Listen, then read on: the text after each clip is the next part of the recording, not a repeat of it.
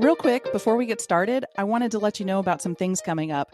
If you are in the Memphis area or want to make a trip here, registration is open for the Memphis in May Triathlon weekend.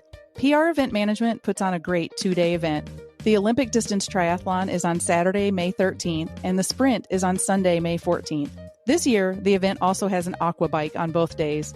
Come do one or take part in the Amateur Challenge and do both the Ollie and the Sprint Triathlon. I love these races and I participate every year. Registration is also open for the Annie Oakley Buffalo Bill Super Sprint and Sprint Triathlon on June 24th. Starting up again this year is the Shelby Farms Open Water Swim Sessions. Every Sunday, starting on April 16th, you can swim in Hyde Lake at Shelby Farms, where both the Memphis in May Triathlons and the Ironman 70.3 take place. I'll be there most Sundays, so I hope to see you there. Links will be in the show notes. Can you tell I'm excited about the 2023 season getting started? This week, I am answering 8 listener questions. Great questions, too. We're going to touch on body marking, wetsuits, nutrition, variations in race distances, positioning, and bike fits. You've got questions, and I have answers, so keep them coming. Let's get started with episode 18 of the Official Triathlete Podcast.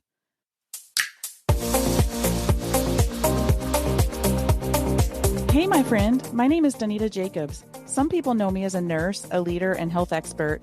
Other people know me as a coach, race official, and seasoned triathlete. But at the end of the day, I'm simply a friend with a mission. I want to help you transform your life. My goal isn't to help millions. My goal is to help you. Welcome to the Official Triathlete Podcast, where you will learn about all things multisport, broken down into bite-sized pieces, and how we can blend life demands with fitness goals. My approach is different because I am blending my 20-plus years of healthcare and athletic experience to help you be the healthiest, happiest, and most balanced athlete you can be. I believe in you, even if you don't. You really can reach those soaring goals, and I'm here to help you get there.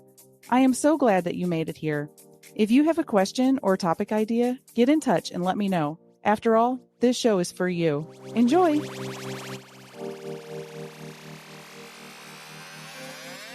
Hello, my friends and fellow athletes. Thanks for tuning in. I'm so grateful that you're here. I like to start each episode with a little message from my Train with Heart program. It's my mission to transform the whole athlete, so Heart not only develops and prepares the body for improved athletic performance, but aims to optimize the whole person through healing, empowerment, awareness, reflection, and transformation. So each episode, I share a little snippet from how I help my athletes with one of these elements. Today, we are going to discuss awareness. Last week, I mentioned that I follow James Clear, the author of Atomic Habits. You know how the universe seems to be listening sometimes and something you need just falls into your lap? Well, that's exactly what happened to me. No joke, the day after I recorded episode 17, I got an email about a special bonus he was offering for reading his book. I knew right then that I had to pull that book out and read it again and take advantage of his special bonus. And guess what? It aligns perfectly with this week's heart topic, awareness. So I'm going to share a little bit from what I learned this week. According to James Clear, the first law of behavior change is to make it obvious. You see, you can't change unless you are aware. There is great value in paying attention and identifying the root cause of unwanted behavior. If you know your triggers, you can be more aware of triggering events or circumstances.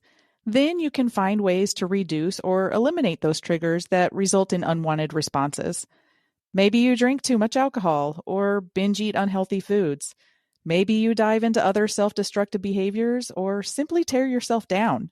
Now, what I am going to suggest, I realize is not easy. This is for multiple reasons. The big ones are that it takes time and effort. But even harder is that you have to take the time and effort to really consider the reasons behind the action.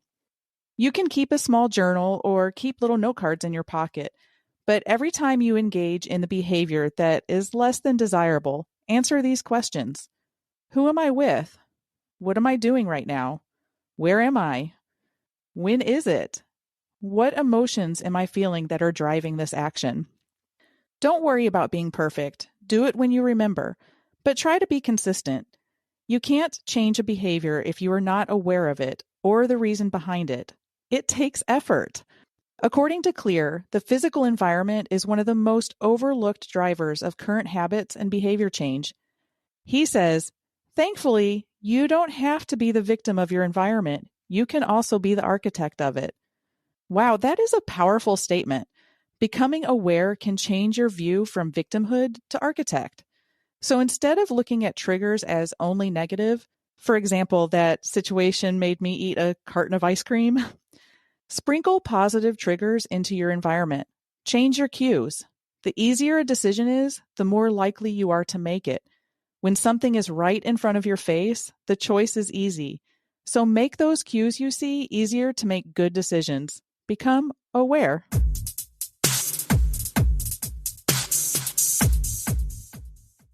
Okay, let's get to some questions. This first one is from Ashley. Can you just use a Sharpie to mark numbers on your arms, or do you need something special? My answer? Yes, you absolutely can. In fact, most of the time, this is exactly what you will do. At some races, there may be volunteers walking around with permanent markers to help people with their race numbers. This is very useful because then it's done correctly. However, since COVID, many race directors opt not to have this, and you will have to do it yourself or find a friend to help you. Some races may give you temporary tattoos of your race number, but not most. You can always order these online. I have only ever ordered race numbers for my Ironman races, since it's such a long event and I'll be sweating all day, which can wash off the permanent marker. Per USAT rules, you are required to have your race number visible at all times. Since you will not be wearing your bib for the entire race, you need to body mark. Here are some guidelines. Always refer to the athlete guide for instructions on placement, but typically you will write your race number on both arms and either thighs or calves. Also, though this is not technically required, you can write your race age on your left calf. Remember to write your race age and not your actual age. You race the age you will be on December 31st of the race year. So, for example, if you're 39 on race day in May, but you turn 40 in November, you are racing as a 40-year-old. Writing your race age is helpful for competition so you can easily tell if someone is in your age group. It may be an incentive for you to speed up just a little bit. Now, please always write really big and make the numbers dark by going over it a few times with the marker. Officials, timers, volunteers, and the announcer need to be able to see your number from sometimes far away, so make the numbers extra large and extra dark. If you're worried about the permanent marker taking a long time to fade away, you can either deem it a badge of honor and be proud when you go back to work and people ask you why you wrote on yourself. You can proudly say, "Oh, I just did a triathlon this weekend. No biggie." Or you can always try using alcohol pads or try spraying sunscreen on the area and wiping with a paper towel. Another quick tip, remember to mark your body with your race number before putting on sunscreen. Okay, next question is from Emily. I signed up for a triathlon and the plan is to wear my wetsuit over my tri-suit. But if the swim becomes a non-wetsuit legal swim, can I just wear my tri-suit or do I have to wear something over it? My answer? If the swim becomes non-wetsuit legal, you can just wear your tri-suit without anything over it. Remember, the wetsuit is coming off after the swim, so you have to be wearing something under it, but you don't ever have to be wearing something over it. Most races do not provide a place to change clothes, so you will want to be wearing whatever you are going to race in, whether you're going to wear a wetsuit or not. A tri-suit is a great option, but you can wear whatever you want. Some people wear swimsuits, others just wear shorts. Next question. Now, I got a lot of questions about this one. I'm curious what nutrition supplements you're using and where you're buying them. So after last week's episode, I had a bunch of questions about the supplements that I'm using. I mentioned then that I have been feeling great, waking up before my alarm goes off in the morning, energized and ready for the day. I am excited to share with you what I have found that works for me. Now, let me preface this with saying I have tried tons of supplements over the years. Some work, some don't. But before I go into this, I can't help but say, sorry, it's the nurse in me. Please consult your individual healthcare provider, coach, therapist, dietitian, wellness coach, or any other professional that you are working with. I love helping my clients find what works for them, and I am happy to help you, but on an individual basis. This is simply the list of products that I use that I have found that work for me. By the way, for some of these products, not all of them, I have an affiliate link in the show notes. This means that I may receive a small commission if you purchase through my link. The reason I have affiliate links is because I believe in the products and I use them. Remember that I will never recommend any product that I don't or haven't used. So my day starts the night before. You may resonate with what I'm about to say. The older I get, the more stress and responsibility I take on, the harder time I have sleeping. I have battled quality sleep for years, especially after I had kids. Then the stress of becoming a single mom, juggling multiple jobs, remarrying into a blended family, going to grad school, and the list can go on and on. I carry a lot on my plate, as I know you do too. The result is sometimes not so great sleep. I have tried 100 different things, including sleeping pills if I'm honest. But I finally found something that works for me. I have a bedtime routine that involves several calming activities, but I swear by the sleep spray that I am using. I have a link in the show notes. It is a blend of several natural ingredients that I spray under my tongue, and within 20 minutes, I can't keep my eyes open, but I'm also not dead to the world when I'm sleeping. Now, in the morning, the first thing I do is drink a full bottle of water and my early bird morning cocktail. I particularly like the mimosa, but there are several flavors. The drink is, of course, not a traditional cocktail. It provides clean energy with mood-boosting nootropics and electrolytes. It does contain caffeine, so I replaced my morning coffee with the cocktail. Immediately, I have a boost of energy and am ready to start my morning routine. Never any jitters or rapid heartbeat. The link for Early Bird is in my show notes. Later in the morning, after my workout and other morning activities, I drink a shake. I use one of two products depending on the flavor I want and the intensity of my workout. I either use BioTrust low-carb protein powder or USANA's Nutrimeal protein. Now, the next set of supplements I use, I am really excited to tell you about. But before I do, let me tell you about how I know I need them. As a coach, I have access to a platform that tests and analyzes blood biomarkers so that I know exactly what my body needs to perform in sport and in life. It's called Inside Tracker, and it analyzes up to 43 biomarkers and reveals a custom, personalized reference range for each person. It's called the optimal zone, and it assesses precisely where you should be working on your health and longevity. As a nurse, I love this. I have a data-driven, science-backed approach to customizing my nutritional needs. I could go on and on about this, but I won't take the time now. There is a link in the show notes. If this is something you are interested in, hit me up. Whether you choose to work with me or not, I will happily share my 25% off code. Now back to supplements. Because I know precisely what my ranges are for particular lab values, I know what areas my body is deficient. So I use a few vitamin sprays, specifically vitamin C, D, and B12. The honest truth is that you can take whatever vitamins you want, but if your body doesn't absorb them, then it's a waste of money. In the medical world, we call that expensive urine. Sorry if that's gross, but if your body doesn't absorb the vitamin supplement, you're just going to pee it out. But with oral sprays, the vitamins I take are almost directly routed into my bloodstream, therefore absorbed. Trust the science behind it, but I also have proof in my own blood test results. Now, two of my favorite products are terpenes and collagen. I specifically use a blend of specialized terpenes designed to support mental energy and creativity. It may sound a bit woo-woo, but I can tell you that when I use it, I feel like I am able to breeze through tasks with full focus and energy. Okay, collagen is sort of a hot item these days, but I caution you to carefully select your product if you choose to add it to your routine. There are a lot of products on the market that make great claims, but collagen is another supplement that you need to be careful about the form in which you take it. I have reviewed the evidence, and it appears to me that taking collagen in a gel form is the best, so that's exactly what I do. I take collagen peptides designed for agility, mobility, and athletic performance. Benefits include head-to-toe support from eyes, nails, hair, gums, joints, and tissue. Collagen aids in recovery and lean muscle growth. No kidding, within a couple of weeks of me taking this collagen, my hairstylist asked me what I was doing because my hair had thickened up and was growing so fast. Then my nail technician asked me what I was doing because my fingernails were so strong and healthy looking. I mean, sold. I'm not joking about this. It's crazy, right? Now, you may be wondering what I use for training and racing specifically. Well, I'll be honest, on long training days or during a race, I just can't chew food and solid doesn't sit well on my stomach. So I pretty much stick to liquid calories. Many products out there are just too sweet for me. So what I like to use is Hammer Nutrition products. I use the gels for a quick boost in calories. If I'm on a longer ride or participating in a race that's Olympic distance or above, I use their Perpetuum for steady, sustained energy. The other product I use, usually right before a race, is Honey Stinger waffles. Oh, they're so good. So I think that's a pretty comprehensive list. Again, these are products that I have found that work for me. If you need help finding what works for you, I'd be happy to help.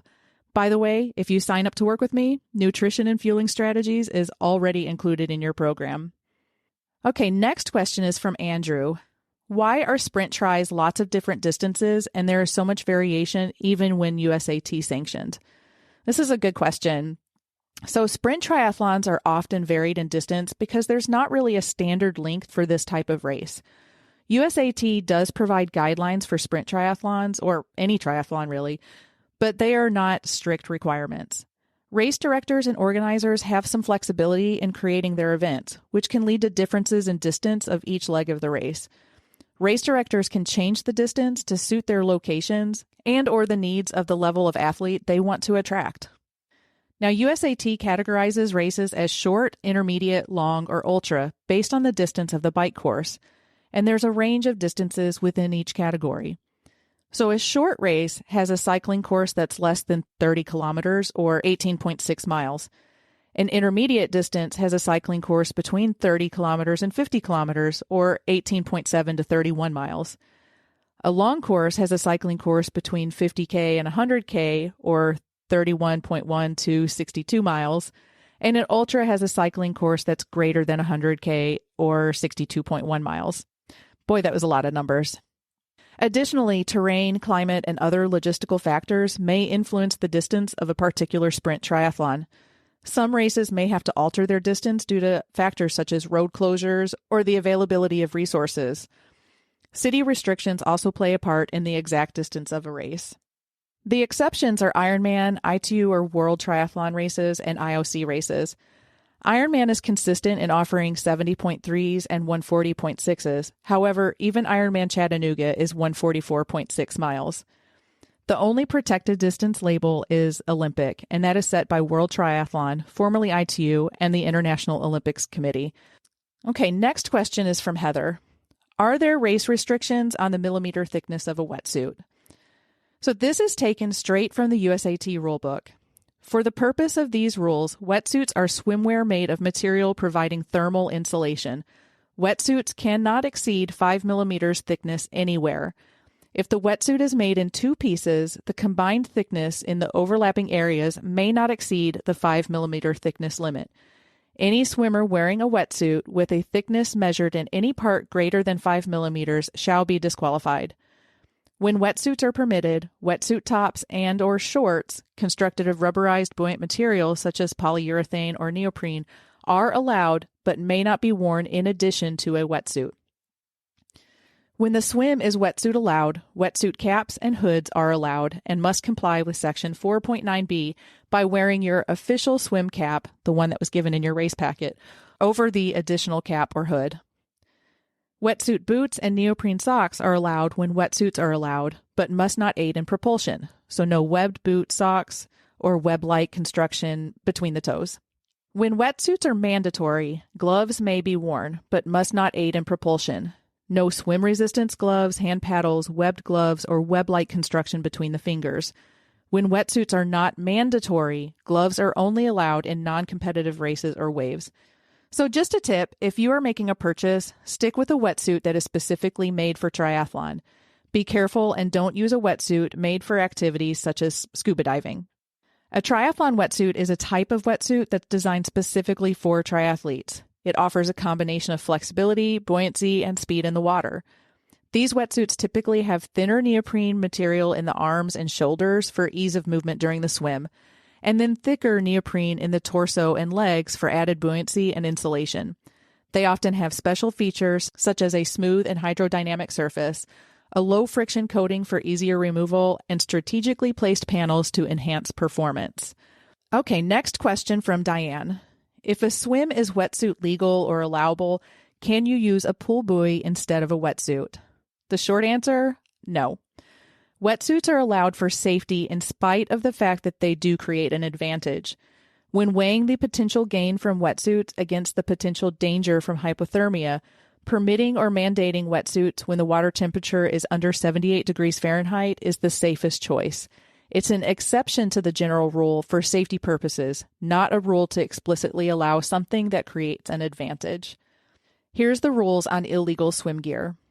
Athletes in competitive races or waves must not use artificial propulsion devices, buoyancy or flotation devices if deployed, wetsuits with a thickness exceeding 5 millimeters, wetsuits or any part of the wetsuit when they are forbidden because the water temperature is too high, any clothing containing rubberized material, neoprene, in a non-wetsuit swim, and snorkels. By the way, wetsuits are still allowed if the water temperature is 78.1 degrees to 83.9 degrees Fahrenheit, but the participant that chooses to wear a wetsuit is not eligible for rewards or rankings. Okay, next question is from Lena.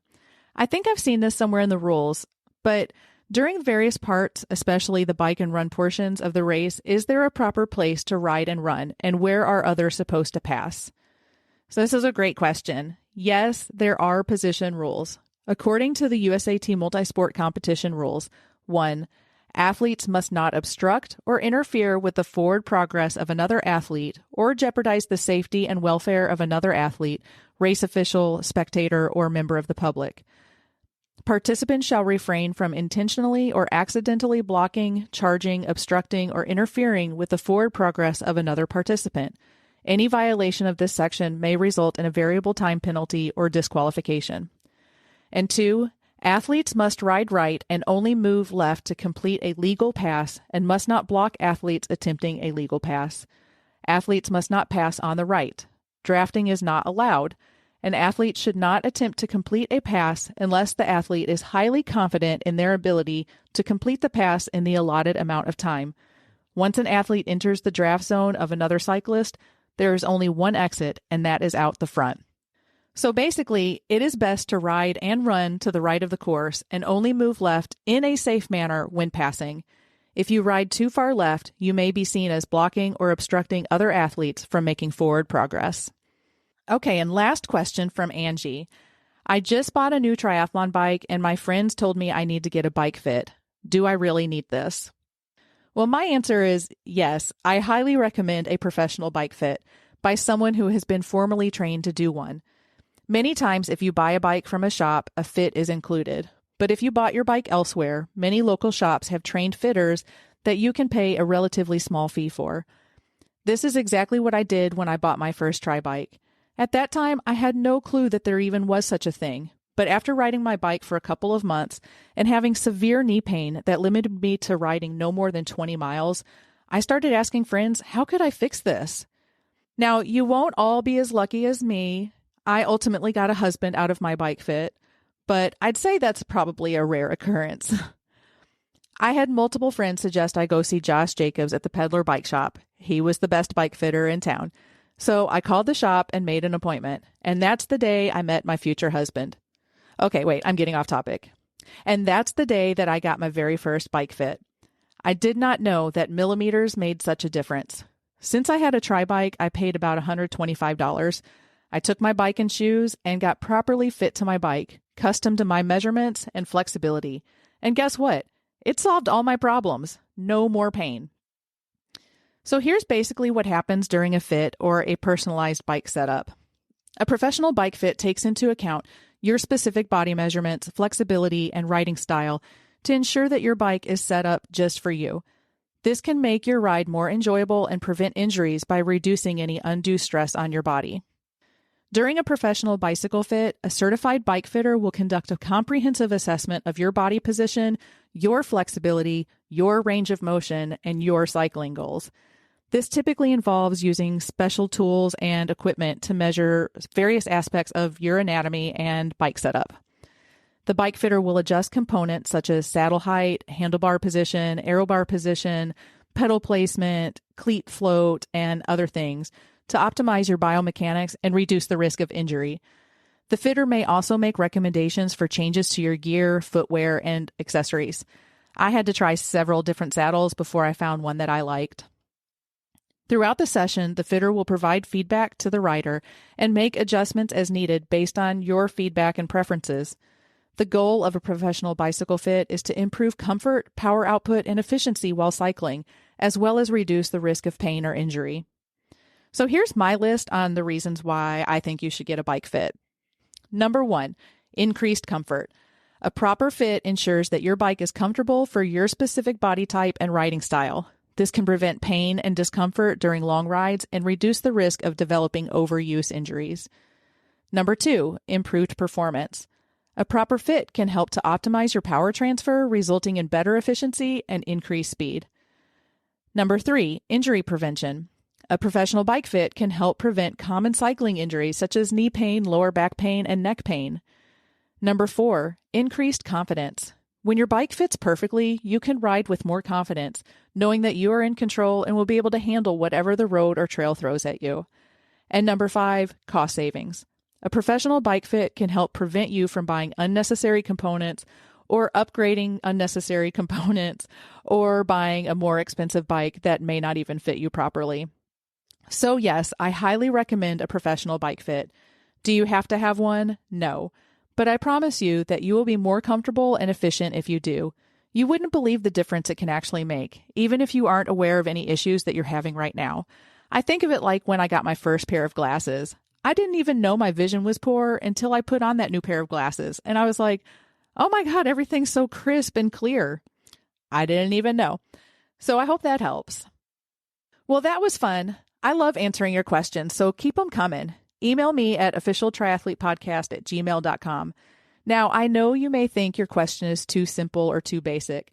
I frequently get, sorry if this is a dumb question, but please remember that no question is too basic.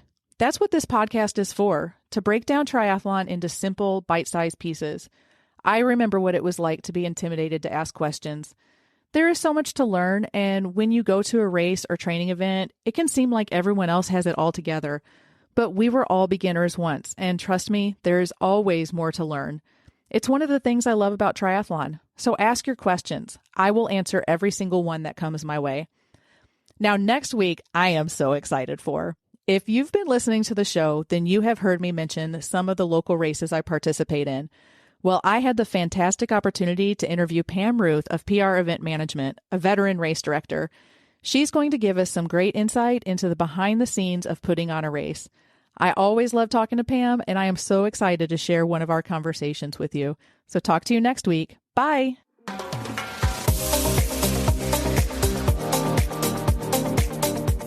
That's all for now. Thanks for tuning in. I want to get to know you, so head over to trynursecoaching.com and sign up for a free 30-minute goal-setting session. Love the show? I'd be forever grateful if you left a review and shared the podcast with your friends. And remember, do things that are hard.